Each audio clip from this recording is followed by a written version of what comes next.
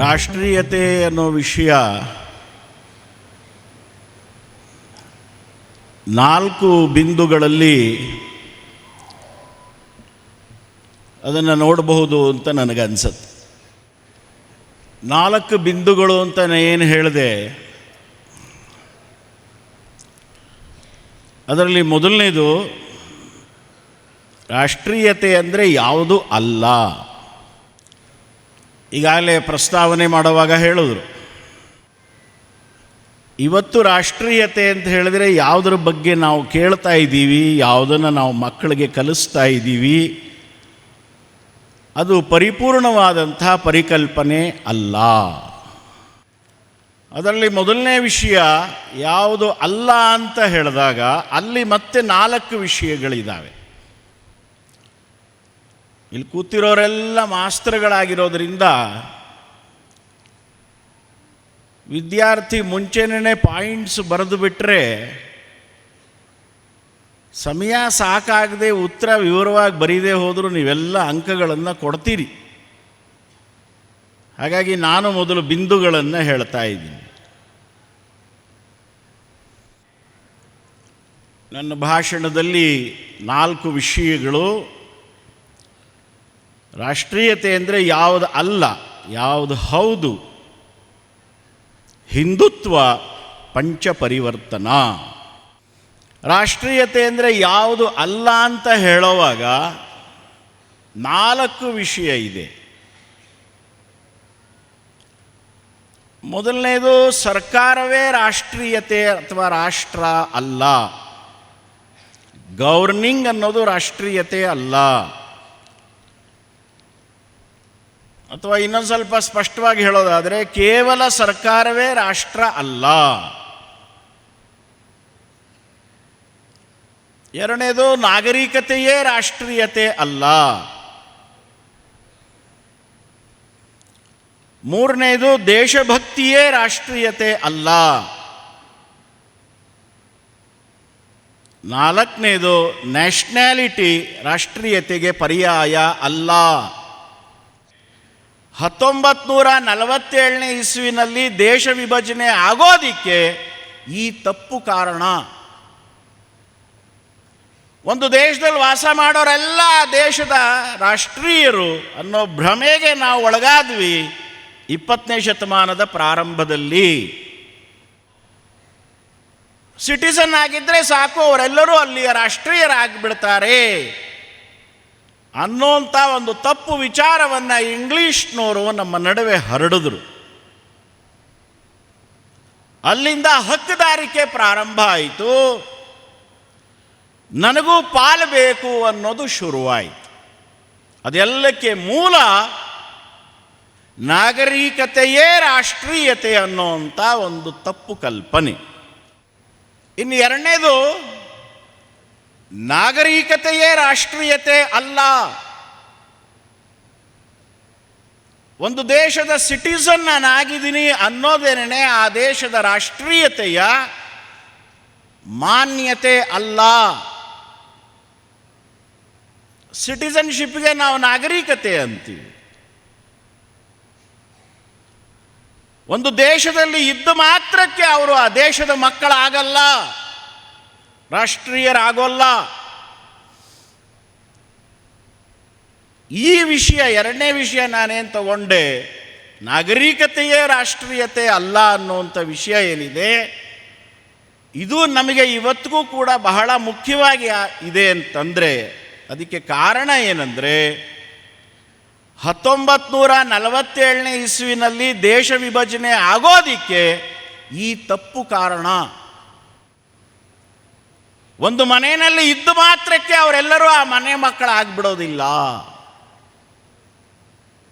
ಹಾಗೆ ಒಂದು ಭೂಪ್ರದೇಶದಲ್ಲಿ ನಾಗರಿಕರಾದ ಮಾತ್ರಕ್ಕೆ ಅವರು ಅಲ್ಲಿಯ ರಾಷ್ಟ್ರೀಯರಾಗಲ್ಲ. ಹೇಗೆ ಮನೆಯಲ್ಲಿ ನಾವು ಮಗ ಅಂತೀವಿ, ಆ ಭೂಪ್ರದೇಶದಲ್ಲಿ ನಾವು ರಾಷ್ಟ್ರ ಅಂತೀವಿ. ಯಾರಿಗೆ ಪುತ್ರತ್ವವೋ ಅವರಿಗೆ ರಾಷ್ಟ್ರೀಯತೆ. ಯಾವ ದೇಶದವ್ರು ಬೇಕಾದರೂ ಬಂದು ನಮ್ಮ ದೇಶದಲ್ಲಿ ನಾಗರಿಕರಾಗ್ಬೋದು. ಅದಕ್ಕೆ ಒಂದಷ್ಟು ಪ್ರಕ್ರಿಯೆಗಳಿದ್ದಾವೆ. ನಮ್ಮ ಸಂವಿಧಾನದ 22 ಭಾಗಗಳಲ್ಲಿ 2ನೇ ಭಾಗ, ಅದರಲ್ಲಿ ವಿಧಿ 5ರಿಂದ 12 ಭಾರತ ದೇಶದ ನಾಗರಿಕರಾಗಬೇಕಾದ್ರೆ ಏನು ಮಾಡಬೇಕು ಅನ್ನೋ ಸಂಗತಿಗಳನ್ನು ಅದು ವರ್ಣನೆ ಮಾಡುತ್ತೆ. By birth, by descent, by application, by registration, by territory. 5 ರೀತಿಗಳಲ್ಲಿ ಯಾರು ಬೇಕಾದರೂ ನಮ್ಮ ದೇಶದ ನಾಗರಿಕರಾಗ್ಬೋದು. ಆದರೆ ರಾಷ್ಟ್ರೀಯರಾಗಬೇಕಾದ್ರೆ ಇನ್ನೊಂದಷ್ಟು ಕರ್ತವ್ಯಗಳನ್ನು ಪೂರೈಸಬೇಕಾಗತ್ತೆ. ದೇಶಭಕ್ತಿ ತಪ್ಪಲ್ಲ, ಆದರೆ ಅದಕ್ಕೊಂದು ಮಿತಿ ಇದೆ. ಅದನ್ನು ಮೀರಿ ನಾವು ರಾಷ್ಟ್ರೀಯರಾಗಬೇಕು ಅನ್ನೋದಷ್ಟೇ ಪ್ರಶ್ನೆ. ಇನ್ನು 4ನೇದಾಗಿ ನಾ ಹೇಳಿದೆ, ನ್ಯಾಷನಾಲಿಟಿಯೇ ರಾಷ್ಟ್ರೀಯತೆ ಅಲ್ಲ. ಅದರಲ್ಲೂ ಇಂಗ್ಲೀಷ್ ಮಾಧ್ಯಮದಲ್ಲಂತೂ ಅದು ಬಂದೇ ಬಿಡುತ್ತೆ. ಇವತ್ತು ನಾನು ವಿಷಯ ಮುದ್ರಣ ಮಾಡೋವಾಗಲೂ ಕೂಡ ಕನ್ನಡದಲ್ಲಿ ರಾಷ್ಟ್ರೀಯತೆ ಅಂತ ಹೇಳಿ ಇಂಗ್ಲೀಷ್ನಲ್ಲಿ ನ್ಯಾಷನಲಿಸಮ್ ಅಂತ ಇದೆ. ನಾನಾಗಲೇ ಹೇಳಿದೆ, ರೂಢಿನಲ್ಲಿ ಅದೆಲ್ಲವೂ ಕೂಡ ನಡ್ಕೊಂಡು ಹೋಗಲಿ. ನೇಷನ್ ಅನ್ನೋದು ಲಂಡನ್ನಲ್ಲಿ ಪ್ರಾರಂಭ ಆದಂಥ ಒಂದು ವ್ಯವಸ್ಥೆ. ರಾಷ್ಟ್ರ ಅನ್ನೋದು ನಮ್ಮ ದೇಶದಲ್ಲಿ ಶುರುವಾದಂಥ ಒಂದು ಪರಿಕಲ್ಪನೆ.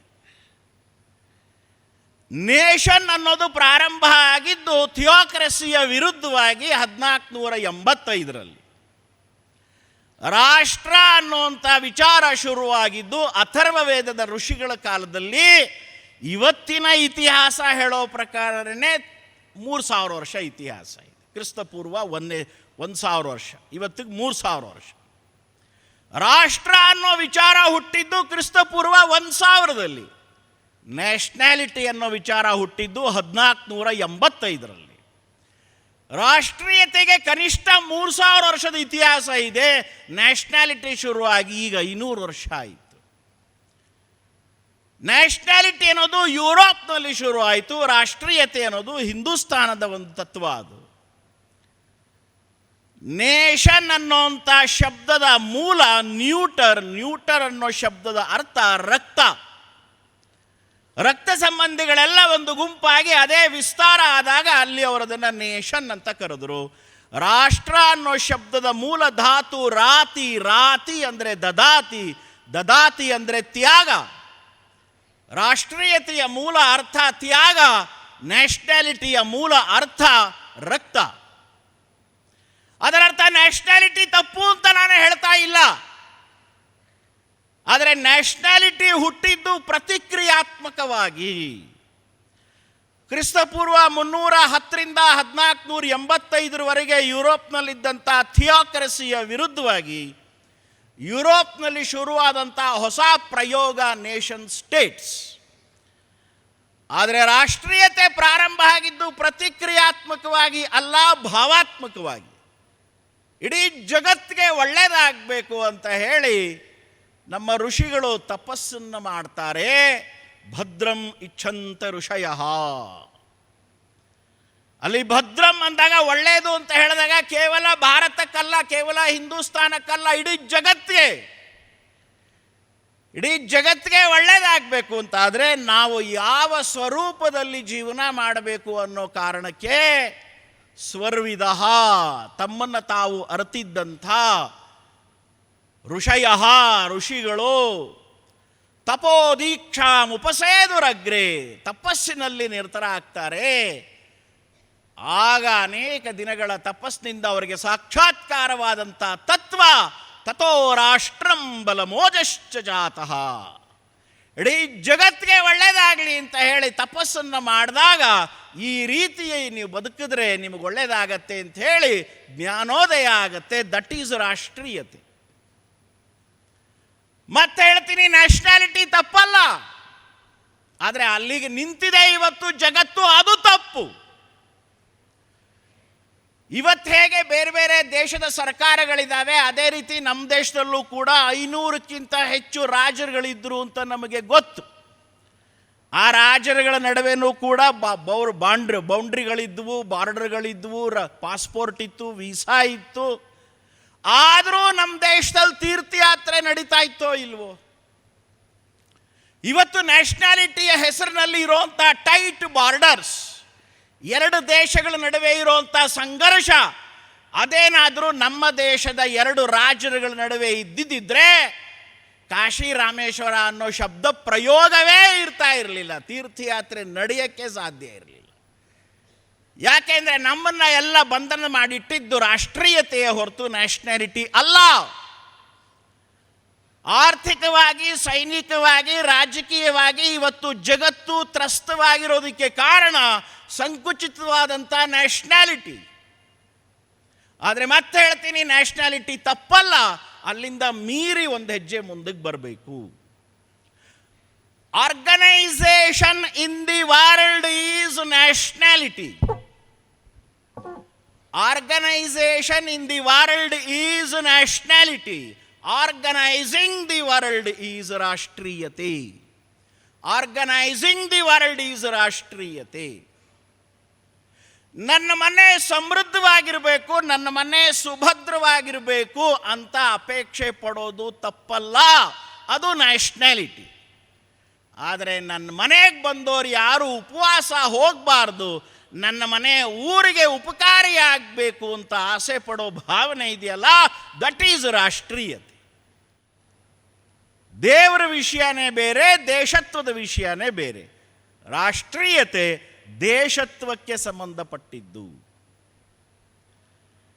ಇನ್ನು ಆರನೇ ಬಿಂದು, ಇವತ್ತು ನನ್ನ ಮನೆ ಪರಿಸ್ಥಿತಿ ಏನೇ ಕೆಟ್ಟದಿರಬಹುದು, ಆದರೆ ನಾನು ಮನೆ ಮಗ, ಈ ಮನೆಯನ್ನು ಭವಿಷ್ಯದಲ್ಲಿ ಚೆನ್ನಾಗಿ ಮಾಡ್ತೀನಿ ಅನ್ನೋಂಥ ಸಂಕಲ್ಪ ಮನೆಯ ಆಳಿಗೆ ಇರಲ್ಲ ಸ್ವಾಮಿ, ಮನೆ ಮಗನಿಗಿರುತ್ತೆ. ಮೂರು ಲಕ್ಷಣಗಳನ್ನು ನಾವು ಗುರುತಿಸ್ತೀವಿ. ಮನೆಯಲ್ಲಿ ಕೊರತೆ ಇದೆ ಅಂಥೇಳಿ ಊರಿನಲ್ಲೆಲ್ಲ ಹೇಳ್ಕೊಂಡು ತಿರುಗಾಡೋನ್ನ ಊರಿನ ಜನ ಯಾರೂ ಒಪ್ಪಲ್ಲ. ಅವನನ್ನು ಮನೆ ಮಗ ಅಂತ ಕರೆಯೋದಿಲ್ಲ, ಮನೆ ಹಾಳರು ಅಂತ ಕರೀತಾರೆ ಅವ್ರನ್ನ. ದೇಶದ ಬಗ್ಗೆ ಹೊರಗಡೆ ಹೋದಾಗ ಒಳ್ಳೆ ಮಾತುಗಳನ್ನೇ ಆಡಬೇಕು ಅನ್ನೋದೊಂದು ಕಾಮನ್ ಸೆನ್ಸ್. ಅದಿಲ್ಲದೆ ಇದ್ದಾಗ ಮನೆಯ ಅಪ್ಪನನ್ನೇ ಬೈಯೋಂಥ ಮಗನಿಗೆ ಊರಿನವ್ರು ಚಿಮಾರಿ ಹಾಕದಂತೇನೆ ಆಗತ್ತೆ. ನಮ್ಮ ಅಪ್ಪ ಒಬ್ಬ ನಾಲಾಯಕ್ಕಿದ್ದಾನೆ, ನನಗೊಂದು ಬೈಕ್ ಕೊಡ್ಸೋಕ್ಕಾಗಲ್ಲ ಅಂಥೇಳಿ ಊರಿನ ಬಜಾರ್ನಲ್ಲಿ ಮನೆ ಮಗ ಏನಾರ ಹೇಳಿದ್ರೆ ಊರಿನ ಜನ ಅಪ್ಪನಿಗೆ ಬೈಯಲ್ಲ, ಮಗನಿಗೆ ಬೈತಾರೆ. ಅಪ್ಪನ ಮರ್ಯಾದೆ ತೆಗಿತಾನೆ ನೋಡು ಅಂತ. ಮನೆಯಲ್ಲಿ ಕೊರತೆ ಇದ್ದರೆ ಜಗತ್ತಿಗೆಲ್ಲ ಹೇಳ್ಕೊಂಡು ತಿರುಗಾಡೋದು ಮನೆ ಮಗನ ಲಕ್ಷಣ ಅಲ್ಲ.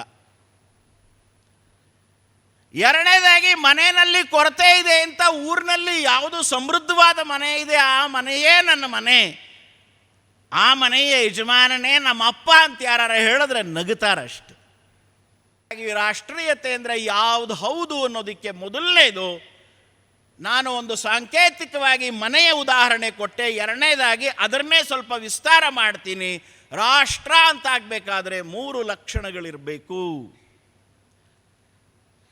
ಮೊದಲನೇದಾಗಿ ನಿರ್ದಿಷ್ಟ ಮಾತೃಭೂಮಿ, ಎರಡನೇದಾಗಿ ಪುತ್ರರೂಪಿ ಸಮಾಜ, ಮೂರನೇದಾಗಿ ಸಮಾನ ಸಂಸ್ಕೃತಿ.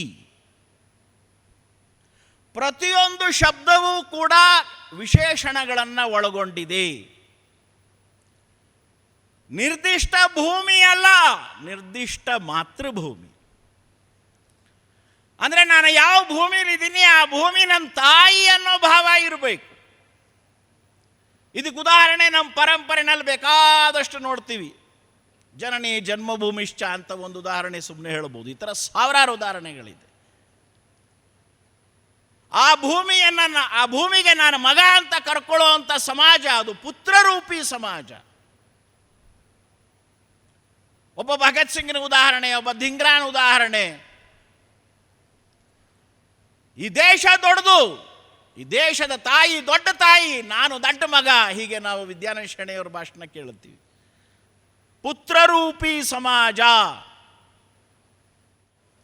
ಸಂಸ್ಕೃತಿ ಅಂದಾಗ ಒಳ್ಳೆ ಕೆಲಸಗಳಿಗೆ ನಾವು ಸಂಸ್ಕೃತಿ ಅಂತೀವಿ. ಪರ್ಫೆಕ್ಟ್ ಆ್ಯಕ್ಷನ್, ಸಮ್ಯಕ್ ಕೃತಿ. ಎಲ್ಲೆಲ್ಲಿ ಒಳ್ಳೆ ಕೆಲಸ ಕಾಣುತ್ತೆ ಅದು ಎಲ್ಲವನ್ನೂ ನಾವು ನಮ್ಮದು ಅಂತ ಅಂದ್ಕೊಳ್ತೀವಿ. ಇಲ್ಲಾಂದರೆ ಎಲ್ಲೋ ಉತ್ತರ ಪ್ರದೇಶದ ರಾಮ ಬೆಂಗಳೂರಿನ ಇನ್ನೊಬ್ಬ ಮನುಷ್ಯನಿಗೆ ನನ್ನವನು ಅಂತ ಆಗೋದಕ್ಕೆ ಸಾಧ್ಯ ಆಗ್ತಿರಲಿಲ್ಲ. ಯಾಕೆಂದರೆ ಭಾಷೆ ಬೇರೆ, ಪ್ರದೇಶ ಬೇರೆ, ಜಾತಿ ಬೇರೆ, ಮತ್ತೊಂದು ಬೇರೆ. ಆದರೂ ಕೂಡ ಒಳ್ಳೆ ಕೆಲಸ ಎಲ್ಲಿ ನಡೆಯುತ್ತೋ ಅದು ನಂದು. ಹಾಗಾಗಿ ಇಡೀ ಜಗತ್ತಿನಲ್ಲಿ ಯಾರ್ಯಾರು ಒಳ್ಳೇದು ಮಾಡ್ತಾರೋ ಅವರು ಎಲ್ಲರೂ ನಮ್ಮವರು ಅಂತ ಕರ್ಕೊಳ್ಳೋ ಅಂಥ ವಿಶಾಲವಾದಂಥ ಒಂದು ಬುನಾದಿ ರಾಷ್ಟ್ರೀಯತೆಗಿದೆ. ಹಾಗಾಗಿ ಇಡೀ ಜಗತ್ತೇ ಒಂದು ಕುಟುಂಬ ಆಗಬೇಕು, ಇಡೀ ಜಗತ್ತೇ ನನ್ನ ಮನೆ ಅನ್ನೋಂಥ ಋಷಿ ವಾಕ್ಯಗಳು ಯಾವುದಿದ್ದಾವೆ ಅದನ್ನೇ ನಾವು ರಾಷ್ಟ್ರೀಯತೆ ಅಂತ ಕರೆಯೋದು. ಆದರೆ ನಾನು ಮೊದಲನೇ ಪಾಯಿಂಟ್ ಹೇಳಿದೆ, ನಿರ್ದಿಷ್ಟ ಮಾತೃಭೂಮಿ ಅಂತ ಹೇಳುವಾಗ ನಿರ್ದಿಷ್ಟ ಅನ್ನೋ ಶಬ್ದವನ್ನು ಬಳಸ್ತೆ. ಯಾಕೆಂದರೆ ರಾಷ್ಟ್ರೀಯತೆ ಈ ಉದಾರವಾದಂಥ ಪರಿಕಲ್ಪನೆಯನ್ನು ಕೊಡ್ತಾ ಇರೋವಂಥ ಸಮಾಜ ಇಡೀ ಜಗತ್ತಿನಲ್ಲಿ ನಾವೊಬ್ಬರೇ.